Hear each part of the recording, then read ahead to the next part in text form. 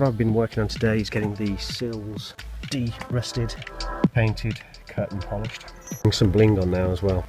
Got these pretty natty stainless steel door handles, they look really good. Second seat's in, got the all of the footwells back in. So I'm going to give an update. So I've actually got two lots of work combined today, so it's 19 and 20, so I'll explain why. So I took it for an MOT with us, and well, there was a few issues that still needed to be sorted.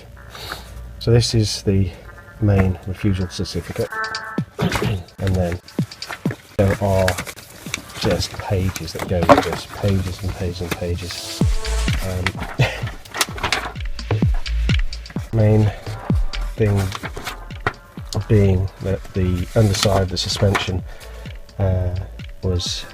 had quite a severe knock, so the anti-roll bar was actually fractured, so I had to get a new replacement for that. So as you can see underneath, you just about see the corner of the bar there looping, so that was really difficult to feed through. What I had to do was unbolt it from the, obviously take the wheels off, jack it up and do the CV joints, unbolt the bushes underneath, and also take off the exhaust, or unbolt the exhaust at least, to be able to then angle it and move it about to be able to get it free. Very difficult job indeed. A couple of other things under there, CV boots, drop link, those have also been changed. In the dash at the moment, we've got after me buggering up the old steering wheel, I bought a replacement off of eBay, and we have taken today, I had a friend over give me some help to do the horn and trace through where the problem is. It turns out that the horn ring behind the steering wheel, which is this thing here, has got some kind of fault in it, so I'm going to get a replacement for that and get that on, see if that fixes the problem with the horn.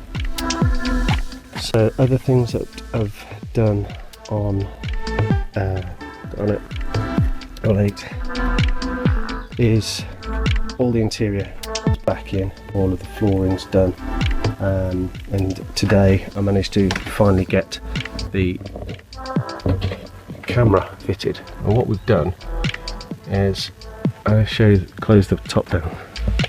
Excuse me, Dudley. Thank you.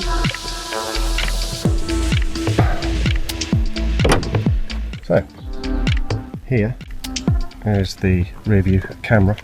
That is just fitted into the place where the rear windscreen wiper arm should be. Amazing that the diameter of the camera was exactly the same as the wiper motor arm.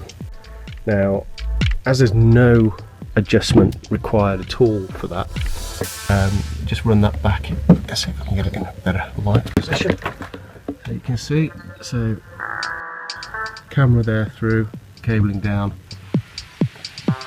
I've slipped it at the moment, just slipped it inside. I'm going to put some cable ties around this and hold it in position.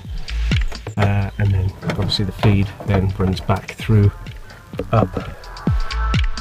back through the rubber grommet, which was exceptionally difficult to get it through that part, and then just straight back along the ceiling, all the way down, drops down into the front. Now, at the moment, that cable runs through, as I say, through to the ceiling, down the back here, and then onto the rear view mirror camera screen. Now, I've yet to get the power feed sorted for that, as I wanted to get the MOT sorted first of all, so we could actually get to use it. That's taken priority. But so the last thing left for the MOT is to get that horn ring sorted back into position. What I thought I'd do is also, while I'm in this state, is take the opportunity to go and get a cruise control switch So I'm going to swap this out, put the cruise control in whilst we've got this off. So, cruise control on, get the horn working, get an MOT on it, and then we're just going to get out there for a bit, start using it, and then see how we go. All other things we've done, by the way. Electrics in here, when I took it to be MOT'd, they also sorted the electrics for the passenger airbag that was disconnected, so they spent a day doing the wiring on there, all sorts of things. I mean, this, as I explained earlier, with all the cab wiring that I've taken out of it, that's proved very difficult. There's a couple of other issues that we've got at the moment we've noticed, is that the switches inside the door locks, which show whether or not the door is locked or not, on the dash, they've got a fault with both this passenger door and the sliding door. Now, as those switches are 130 quid a piece, we're looking at another alternative, see if we can just get something from Maplin, some switches, maybe even flip back.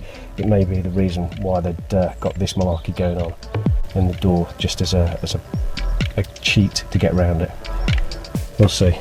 Might have a look on eBay, see if I can get anything to pick up a replacement, but very difficult to get to. The panelling here is actually bolted to the window as well, so to take the panelling out, you have to take the entire window out, which is quite a problematic job. But hey, and yet another one to be covered. Try and get it back in good shape. Alright, so there we go. So that's 19 and 20. Catch you later.